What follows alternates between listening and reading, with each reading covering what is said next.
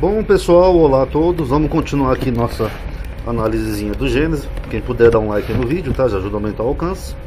E esse capítulo aqui vai ser bem interessante, né? Porque tem muitas coisas aqui que são reflexos de uma época e os pastores não mostram, né? A maioria dos evangélicos eles têm uma imagem muito idealizada da Bíblia, né? Como se a Bíblia fosse da palavra de Deus, desde o começo, sabe? Deus tem todo presente na Bíblia, e eles ignoram que nós temos uma pequena evolução na história de um povo. Então vamos analisar aqui um pouquinho mais a história de Jacó, tá bom? Aqui no capítulo 31, o que me chamou a atenção é que o autor muda a narrativa. Nós vimos no capítulo anterior que Jacó tinha pegado varas, né? Colocado no bebedouro dos animais para eles nascerem malhados ou salpicados. Aí aqui no capítulo 31 já muda a história, que fala assim, ó: assim Deus tirou o gado de vosso pai, aqui é Jacó falando, e deu-o a mim. E sucedeu que, ao tempo em que o rebanho concebia, eu levantei os meus olhos e vi em sonhos, e eis que os bodes que cobriam as ovelhas eram listrados, salpicados e malhados. Então aqui no capítulo 31, o motivo daquelas ovelhas de Labão terem nascido salpicadas e malhadas, ou listradas, já não é mais as varas que Jacó colocou. Aqui foi que Jacó teve um sonho e ele viu bodes, né, cruzando com esses animais. Então por isso que eles nasceram assim. Você lembra que a gente fala aqui muito no canal de duas tradições diferentes, ou até mais de duas? Então a gente vê que essa narrativa aqui, ó, do capítulo 30 é de uma tradição, e a do capítulo 31 é de outra.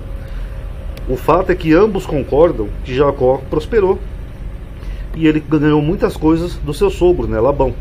Sogro e tio, né, diga-se de passagem, né, porque ele era irmão de Raquel, que era a mãe dele. Mas enfim, já aqui no capítulo 31, a gente vê que ele muda. Ele fala que foi uma vontade de Deus, que Deus fez os bodes, cobrir as ovelhas, que ele teve um sonho que viu isso, por isso que elas nasceram malhadas. Enquanto que no capítulo 30 foi uma malandragem de Jacó, o que nem eu falei no vídeo anterior, é até impossível, né? Porque é biologicamente impossível você mudar a aparência de um animal colocando varas listradas, tá bom? Aí aqui no capítulo 31 começa a parte um pouco mais constrangedora, né, da história, que fala assim, ó: e havendo Labão ido a tosquiar suas ovelhas, furtou, aqui é roubou mesmo, tá no hebraico, Raquel os ídolos que seu pai tinha. Aqui o ídolos é terafim, ó. Eu já fiz um vídeo sobre terafim no canal, tá? Mas é curioso que a gente vai analisar o seguinte: Labão, ele era o irmão de Raquel, a esposa de Isaac. Ele era o tio de Jacó e também sogro de Jacó, né? Porque as duas filhas dele ele deu por esposa a Jacó. Esse Word Online é ruim de usar, você não pode nem grifar a palavra que ele começa a rolar a página sozinho. Então ele era o sogro dele, tio. Eles tinham um clã familiar, né, que era muito importante na época. Mas só que Labão ele tinha ídolos, terafins, que esses pequenos ídolos aqui, ó, pequenos deuses, que era comum nessa época ter até um altar doméstico, né, para deuses feito em casa. Então é curioso, né, que a própria Raquel, que é a esposa de Jacó, ela rouba esses deuses do pai dela. E aqui o termo é furtou mesmo, roubou. Ela não pediu emprestado, ela não falou: pai, posso pegar os seus deuses? Não, ela foi lá e roubou os deuses do pai dela. Não é uma coisa meio estranha isso daí, pessoal? E aí continua dizendo, ó: e Jacó logrou a Labão, o arameu, porque não lhe fez saber que fugia. Então aqui Jacó volta a ser um trapaceiro. Ele enganou Labão. Ele enganou Labão e fugiu. Pegou as ovelhas que eram dele, pegou tudo. A mulher dele roubou os deuses dele e eles foram embora. Aí aqui tem um texto que é um pouco mais comprido, mas eu só isolei uma parte do texto, tá? Que é do capítulo 21 ao 35. A gente vai ler como é que fica curiosa nessa narrativa. Ó: e fugiu ele com tudo que tinha, e levantou-se e passou o rio, e se dirigiu para a montanha de Gileade. E no terceiro dia foi anunciado a Labão que Jacó tinha fugido. Terceiro dia, isso aqui é meio curioso, né? Porque ele foge, só 3 dias depois é que vão avisar Labão que ele tinha fugido. Tudo bem, talvez eles não morassem junto, né? Mas é meio estranho, né? Eles estão ali no mesmo clã, na mesma região. Jacó cuidava das ovelhas dele, e ele não percebeu durante 3 dias que Jacó não estava ali. Mas tudo bem. Então tomou consigo seus irmãos, e atrás dele seguiu o seu caminho por 7 dias, e alcançou-o na montanha de Gileade. Veio, porém, Deus a Labão, o arameu, em sonhos, de noite, e disse-lhe... Pausa um minutinho, vamos fazer uma pausa aqui. Vocês viram que Labão tinha deuses? Se Labão tinha deuses, ó, que nem aqui, ó, ela roubou os deuses do pai dela, que eram ídolos. Então, Labão não era um seguidor do Deus de Abraão, o que já é estranho, né? Porque eles estão no mesmo clã. Ele era irmão lá de Rebeca, tal. Então já é meio estranho ele não ter o mesmo Deus de Abraão. Agora, se ele tinha esses deuses aqui, pessoal, esses ídolos, ele praticava idolatria, cultuando outros deuses, É curioso que o próprio Deus de Israel aparece para ele em sonhos. Aqui, ó. Não é meio curioso isso? Então, se Deus pode aparecer para ele em sonho, por que Deus não apareceu para ele em sonho e não falou para ele assim, bem antes disso: Labão, larga-te desses ídolos, porque são apenas imagens esculpidas? Teria mais coerência, né? Aí Deus aparece para ele em sonho e fala: guarda-te que não fales com Jacó nem bem nem mal.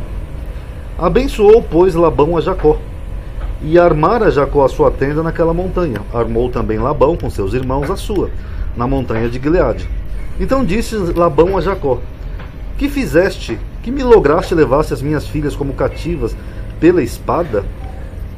Por que fugiste ocultamente e lograste-me, e não me fizeste saber, para que eu te enviasse com alegria e com cânticos, e com tamboril e com harpa? O que ele está dizendo? Por que você saiu que nem um ladrão, um sorrateiro, nem se despediu nem nada, depois de tantos anos morando junto?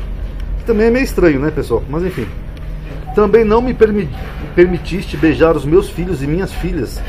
Loucamente agiste agora, fazendo assim.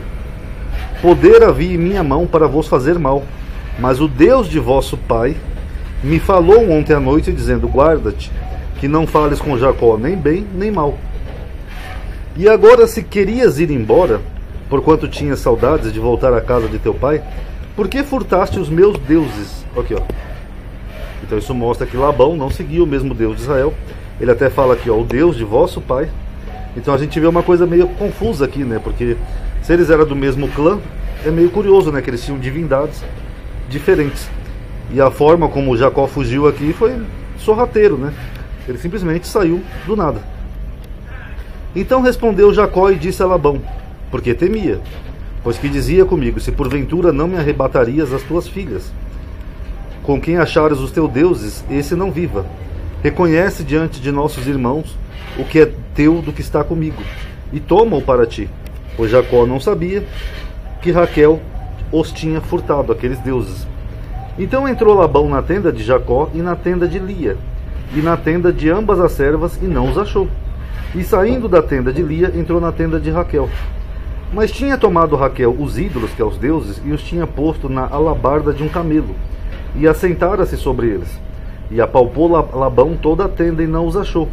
E ela disse a seu pai: não se acenda a ira aos olhos do meu senhor, que não possa levantar-me diante de tua face, porquanto tenho o costume das mulheres.